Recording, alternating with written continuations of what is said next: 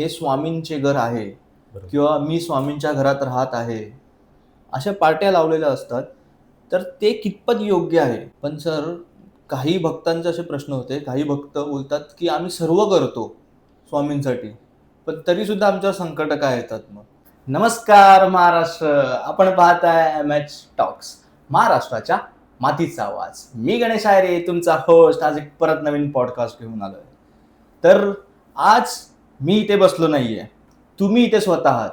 कारण का, जसं मागचा आपला स्वामींचा पॉडकास्ट झाला होता, त्यामध्ये तुम्ही जेवढे क्वेश्चन्स दिले होते मला, जेवढे DMs दिले होते, त्या सर्व DMचं उत्तर आज आपण जाणून घेणार आहोत. त्यासाठीच आपण परत वास्तू रिलेटेड बोलणार आहोत. आणि वास्तू मनोज नाईक सर, जे याच्यामध्ये एक्सपर्टाईज आहेत, त्यांना आज आपण परत घेऊन आलोय. तर चला सुरू करूया आजचं MH टॉक्स. नमस्कार सर. नमस्कार. तुमचं MH टॉक्समध्ये पुन्हा एकदा स्वागत आहे. धन्यवाद. तर आज मी माझे प्रश्न बोलणार नाही आहे. जसे व्ह्युअर्सनी जेवढे आपल्याला, म्हणजे जो मागचा पॉडकास्ट होता आपला, तो ऑलमोस्ट 50K गेलाय पॉडकास्टला व्ह्यूज. आणि त्या पॉडकास्टच्या आधारावरतीच आज प्रश्न आहेत पूर्ण. म्हणजे त्याआधी मला सर्व प्रेक्षकांचं आभार मानायचं आहे की खरंच त्यांनी मला त्या लायक समजलं की इतके चांगलं प्रतिसाद मला त्याने दिलेला आहे.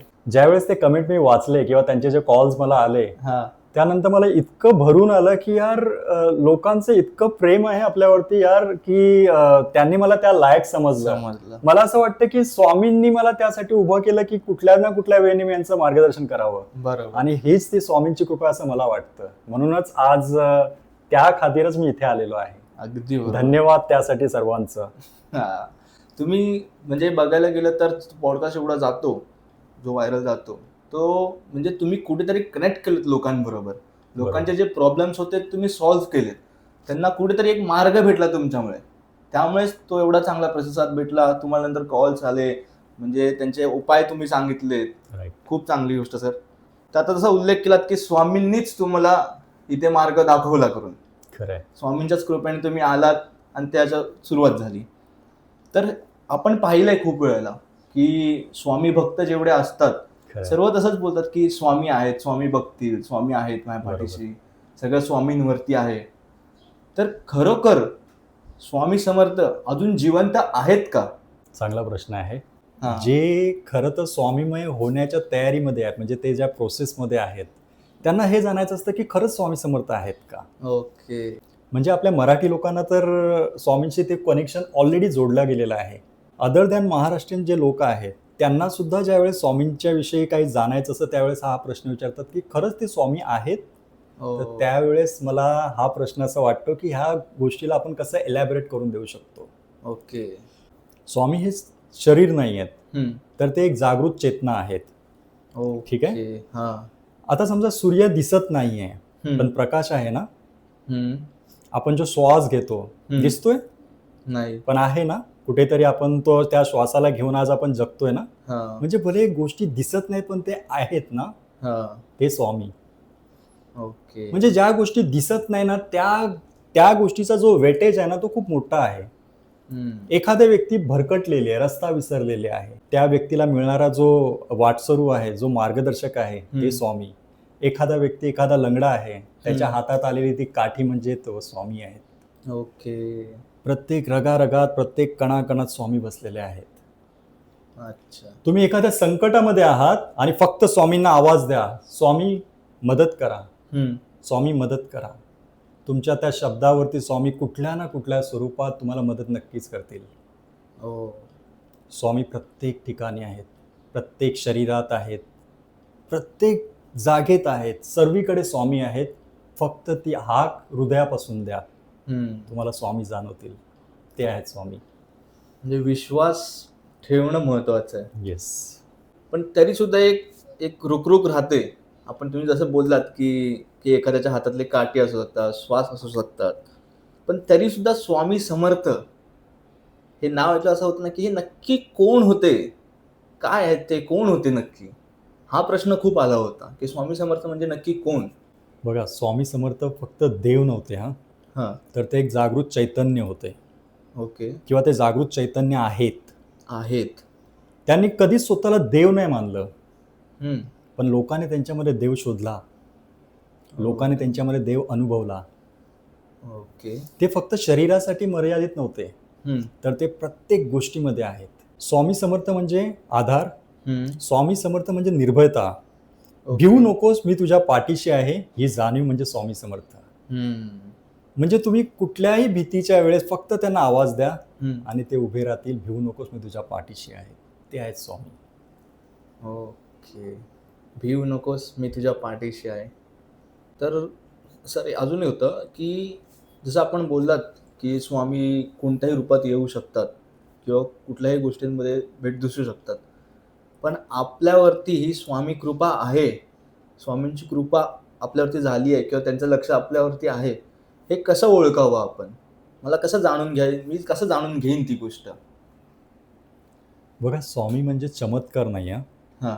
स्वामी म्हणजे योग्य वेळेस योग्य आलेला विचार, म्हणजे स्वामीमय विचार. ओके. एखाद्या संकटामध्ये आहात आणि त्या संकटामध्ये जो आधार मिळणार आहे तो स्वामींचा असेल, ही तुमची दृढ श्रद्धा असली पाहिजे. ओके. तिथे स्वामी संकटामध्ये. येस. हां. मग तो संकट असो किंवा तुम्ही एखाद्या चांगल्या कार्याची सुरुवात करत आहात, तिथे दिलेला एक आवाज म्हणजे तो स्वामीमय आवाज. ओके. कधी संकटात असताना मार्ग सापडणं म्हणजे तो एक स्वामींचा आशीर्वाद समजा. ओके. तुम्हाला योग्य वेळेस योग्य मार्गदर्शन, तो स्वामींचा साथ आहे असं समजावं. स्वामी म्हणजे भीती नाही आहे, स्वामी म्हणजे एक आधार आहे. ओके. स्वामी म्हणजे एक आधार आहे. येस. अच्छा. फॉर एक्झाम्पल, एखाद्या आपण संकटामध्ये असतो आणि त्यावेळेस आपल्याला योग्य मार्गदर्शन कुठे मिळावं यासाठी आपण शोधत असतो. बरोबर. आणि अशा वेळेस काय होतं ना, आपण कधी कधी ब्लँक होऊन जातो, आपल्याला कळत नाही काय करावं.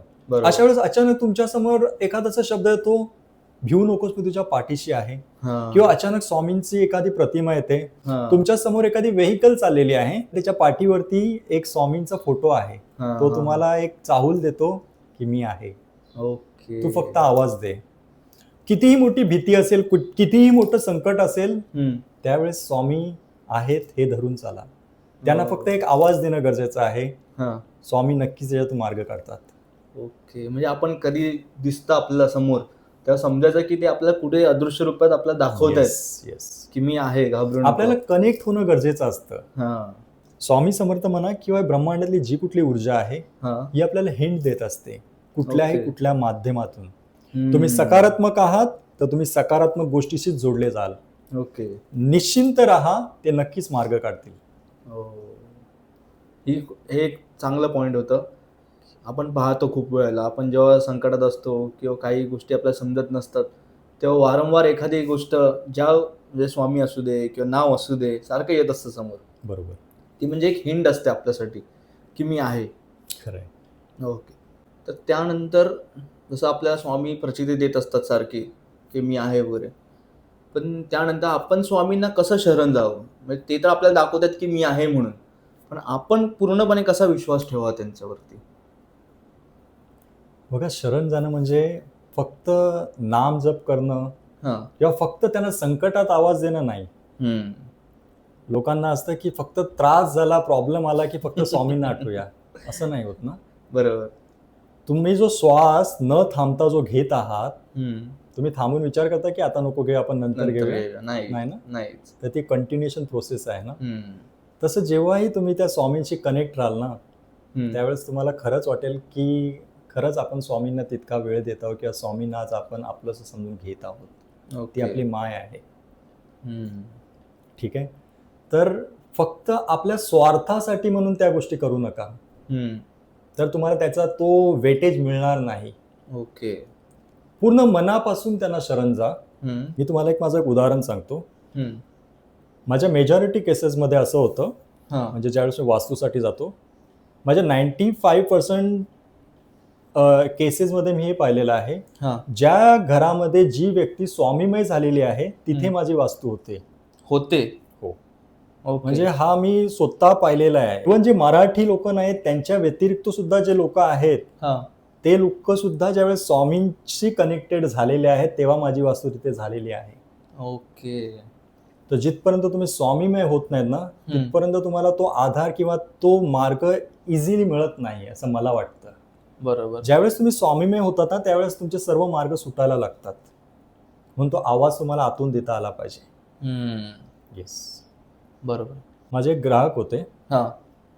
ते म्हणायचे की मी रोज स्वामींचा मंत्र जाप करतो, अक्कलकोटला जातो, सर्व करतो, पण तरीही माझ्या जीवनातले संकट काही संपत नाहीयेत. बरोबर. त्रास चालूच आहे. बिझनेसमध्ये लॉस आहे. म्हणजे करोडोचा टर्नओव्हर असलेली व्यक्ती आहे. ओके. येस.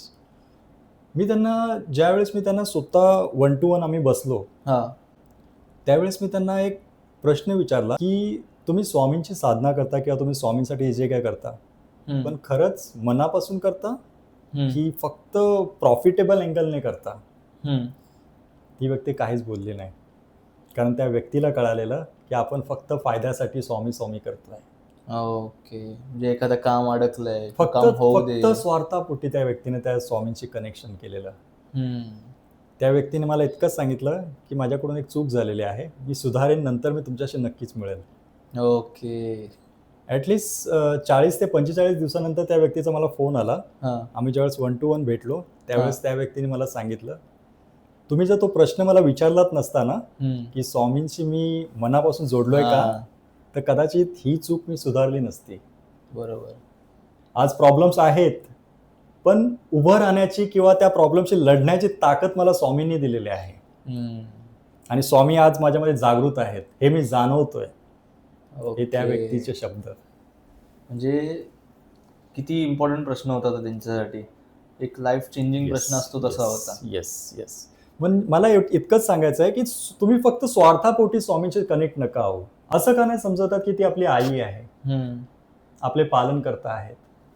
ज्यावेळेस ही जाणीव तुम्हाला येईल ना त्यावेळेस तुम्ही स्वामीला समजून जाल की स्वामी काय आहेत. ओके. म्हणजे आपल्या घरातलंच एक व्यक्ती असल्यासारखं आपण ट्रीट केलं पाहिजे. तर आपण. येस. खूप छान सर. तर एक प्रश्न होता जो वारंवार मी पाहिला होता की विचारतात, तो आता आठवला म्हणून त्याच्यामध्ये ह्या कन्व्हर्सेशनच्या मध्ये विचारतो की आपण खूप वेळेला कोणाकडे जातो, कोणाच्या घरी जातो, रिलेटिव्स असू दे कोणाच्या पण, तेव्हा तिथे एक एंट्री करण्याच्या आधी आहे ना एक पाटी असते, हे स्वामींचे घर आहे किंवा मी स्वामींच्या घरात राहत आहे, अशा पार्ट्या लावलेल्या असतात. तर ते कितपत योग्य आहे, ते असं लावणं गरजेचं आहे का? चांगला प्रश्न आहे. मी सुद्धा ही गोष्ट अनुभवतो. ओके. इव्हन माझ्या घराच्या पाठीवर सुद्धा हेच लिहिलेलं आहे. ओके. हे स्वामींचं घर आहे. हां. मला एक सांगा, तुम्ही एका अशा घरात राहत आहे जे घर खूप वीक आहे, मोडकेला आलेलं आहे, किंवा त्या घराच्या भिंती खूप वीक आहेत किंवा छप्पर ठीक नाही आहे, आणि एक असं घर आहे ज्याच्या भिंती खूप स्ट्रॉंग आहेत, छप्पर स्ट्रॉंग आहे, दरवाजा स्ट्रॉंग आहे, सर्व काही चांगलं आहे. कुठला घर जास्त प्रिफर कराल? ऑब्विसली जो चांगला आहे तोच प्रिफर करणार. म्हणजे या शब्दाला वाचताच तुम्हाला कळतं की इथे कुठली अशी शक्ती आहे जी तुमच्या प्रोटेक्शनसाठी उभी आहे. ओके. त्या घरामध्ये पाय टाकताच तुम्हाला वाटेल की स्वामी आलेत माझ्या स्वागताला. ओके. त्या घरातला प्रत्येक कोणा वाटेल इथे स्वामीमय वातावरण आहे. ती एनर्जीच वेगळी असेल, तो फील वेगळा असेल, ते आपलं पण वेगळं असेल, ती माता आहे, ते वडील आहेत, ते आपलं पण वाटेल तुम्हाला. हा फील येण्यासाठी घराच्या समोर उभा असतानाच आपल्याला ते वाचता येईल हे स्वामींचं घर आहे. तो मंदिराचा फील येईल तुम्हाला. या स्वामींच्या मठामध्ये मी एंट्री करत आहे, इथे प्रोटेक्शन करता माझे स्वामी आहेत. बरोबर. माझ्या अंगावर काटा आला आता की कारण का मी खूप वेळा पाहिलंय आणि प्रश्न पण होते ते, तर ते लावणं चांगलंच आहे बघायला गेलं तर. खूप छान सर. पण सर काही भक्तांचे असे प्रश्न होते, काही भक्त बोलतात की आम्ही सर्व करतो स्वामींसाठी, पण तरी सुद्धा आमच्यावर संकट काय येतात मग? याविषयी मी एक गोष्ट सांगू शकेल. स्वामींचं नाव घेतलं म्हणजे संकट टळलं असं नाहीये. स्वामींचं नाव घेतलं म्हणजे तुम्हाला आतून एक जोश निर्माण होईल, एक ताकद निर्माण होईल की मी आहे पाठीशी. ओके. संकटात आवाज दिल्यावरती स्वामीमय जी ऊर्जा निर्माण होते ती तुम्हाला त्या त्रासाशी लढायला ताकद देत असते. ओके. स्वामींचं नाव घेतलं म्हणजे संकट बिलकुल संपत नाही, पण त्या संकटामध्ये कसं उभं राहायचं, त्या गोष्टींशी कसा प्रहार करायचा, 2 हात कसे करून पुढं कसं जावं, हे स्वामी शिकवतात. ओके. जर प्रत्येक वेळेस स्वामीच जर करायला लागले तर आपल्या जन्माचा उपयोग काय ना. हम्म. कदाचित ते जे संकट आहे ते इन ऍक्च्युअल तुमचं शुद्धीकरण करायला आलेलं संकट आहे, हम्म. जे तुम्हाला चार्ज करणार आहेत. हे का नाही समजत आहात? हम्म. सोन्याच्या वरती इतके प्रहार केल्याच्या नंतर एक चांगलं शुद्ध सोनं मिळतं ना. बरोबर. हिऱ्यावरती किती प्रहार होत असतील, किती किती डिग्रीला त्याला तापवलं जात तापवलं असेल, जातं. किती वेळेला त्याला काटछाट केली जाते. म्हणजे इतकं प्रहार केल्याच्या नंतर एक सुंदर असा हिरा मिळतो ना, हम्म. तसाच तो भक्त सुद्धा तयार होत असतो. हो. म्हणून हे संकटाचे हे जे काय चालू होतात ना, हम्म. ते त्याच्यातून जाणं सुद्धा हे एक चांगली मजा आहे, संकट येणं पण गरजेचं आहे. गरजेचं आहे. तोवरती तो खरा भक्त तयारच होऊ शकत नाही. हम्म. नाही तर प्रत्येक वेळेस तो डिपेंडंट राहील. आहेत ना स्वामी, आहेत ना स्वामी. हम्म. तेच होतं की काही वेळेला आम्ही बघितलं की बोलतात ना की काही आलं तरी नाही, स्वामी बघून घेतील, स्वामी आहेत. मग आपण पण काहीतरी केलं पाहिजे त्या गोष्टीसाठी, तेव्हा स्वामी उभे राहतील. अगदी बरोबर. जर आपण स्वामींची भक्ती वगैरे केली, सर्व करतो, स्वामींबरोबर बोलतो पण किती वेळेला काही गोष्टी पण आपण खरोखर स्वामींबरोबर जोडले गेले आहोत की नाही, हे कसं ओळखायचं? नक्कीच सुंदर प्रश्न आहे. आपण 2 टाईपचे लोक असू शकतात. हां. एक फक्त स्वार्थासाठी जगतोय, बरोबर. आणि एक अध्यात्मामध्ये उतरलाय, जो Okay. स्वामीमय झालेला आहे. हां. जो स्वार्थासाठी जगतोय हां. ह्याचं जगणं फक्त असं असेल की तो फक्त स्वतःसाठी करतोय, स्वतःच्या फायद्यासाठी. जगाशी त्याला घेणं देणं नाहीये. ओके. आणि तो फक्त पैसा पैसा करत जगतोय. पण जो व्यक्ती अध्यात्मामध्ये उतरलाय, जो स्वामींशी जोडला गेलेला आहे, त्याला मीपणा नसेल. ओके. तो फक्त इतरांचं कसं चांगलं करता येईल त्याच्यावरती काम करेल. तो निस्वार्थ असेल. बरोबर. जसं पैसा पैसा करणारी व्यक्ती फक्त बाह्य जगामध्ये जगते ना, ही व्यक्ती स्वतःच्या आत्म्यामध्ये उतरून काम करेल. तो आतून येणारा आवाज ओळखेल. एखादा संकट आलेलं आहे त्यासाठी तो काय करू शकतो हा तो पहिला विचार करेल. ओके. हा फरक असेल जो स्वामींशी खरा जोडला गेलेला भक्त असेल. तुम्ही स्वामींबद्दल खूप आम्हाला चांगली माहिती दिली आहे, खूप सांगितलं. लोकांना पण त्याच्यावरून, या पॉडकास्टवरून, मागच्या पॉडकास्टवरून खूप काही समजलं. समजा कधी की स्वामींची तुम्ही एवढी सेवा करताय, लोकांचं चांगलं करताय, स्वामी प्रसन्न झाले आणि तुमच्यासमोर आले, तर तुम्ही काय मागाल त्यांच्याकडे पहिलं? खरं सांगू ना, हां. तर स्वामींनी मला इतकं काय दिलंय ना की मला काही मागायची गरज नाही पडत. हां. पण थोडक्यात सांगायचं झालं तर मी एक म्हणेल की मी त्यांच्याकडे ना कधी पैसा मागणार, ना कधी समृद्धी, ना यश, या भानगडीत मी पडणार नाही. हां. कारण मला एक गोष्ट कळालेली आहे की या सगळ्यांना सेकंडरी गोष्टी आहेत, गरजेच्या आहेत, हां. पण या गोष्टी सेकंडरी आहेत. बरोबर. यश महत्वाचं आहे, पण त्याहून महत्वाचा आहे तो म्हणजे मार्ग. मी स्वामींना एकच विचारेन, स्वामी मी योग्य मार्गावरती चाललोय ना, मी चुकीच्या मार्गावर तर नाहीये ना? जर चुकीच्या मार्गावर असेल तर आत्ताच मला सांगा स्वामी. कारण मला लोकांच्या जीवनातला ना प्रकाश बनायला आवडेल. माझ्यातला अहंकार कधी जागा झाला नाही पाहिजे की मी लोकांचं भलं करतोय, माझ्यामुळे होतंय. नाही. लोक मला वास्तू कन्सल्टंट म्हणून समजतात, पण मी लोकांना एवढंच सांगू शकेल की मी फक्त लोकांना ती दिशा दाखवतो. बरोबर. आणि ती दिशा दाखवणारे ते म्हणजे स्वामी. अगदी मी त्याचा फक्त माध्यम बनतो, मी मीडियम आहे, मी काहीच नाही इन ॲक्च्युअल. बरोबर. तर स्वामींना एकच सांगेल की माझ्यातला तो अहंकार कधी मोठा नाही झाला पाहिजे, आणि इतरांच्या जीवनामध्ये तो प्रकाश मी कसा बनवू शकेल ना, त्यासाठी मला फक्त मार्ग द्या, इतकंच. खूप छान सर. स्वामी स्वतःसाठी काही नाही. खरंय. बरोबर आहे. कारण का तुम्ही जेव्हा जसं बोललात, उल्लेख पण केलात की तुम्ही जेव्हा एखाद्या व्हिजिटला वगैरे जाता, तर कुठे ना कुठे तो व्यक्ती पण स्वामींबरोबर कनेक्टेड असतो. तुम्ही एक मीडियम बनता त्यांच्यासाठी. खरंय. खरंय. स्वामीच तुमच्या मुखातून बोलल्यासारखं होतं त्यांना. येस. आपला अहंकार कधी मोठा नाही झाला पाहिजे. ज्यावेळेस आपला अहंकार मोठा होईल ना, त्यावेळेस आपल्यातला मी पण आपण विसरलेलो असो. मी कोण आहे हेच आपल्या लक्षात नाही राहणार. बरोबर. त्याने खूप काही दिलंय लोकांना, फक्त त्याची जाणीव प्रत्येकाला असली पाहिजे. तो खरा स्वामी भक्त. जाणीव ठेवली पाहिजे कुठल्याही गोष्टी, कोणीही असू दे मग तो. आपल्याला आपण कुठून कुठे गेलोय हे लक्षात असलं पाहिजे, आणि कोणामुळे गेलोय.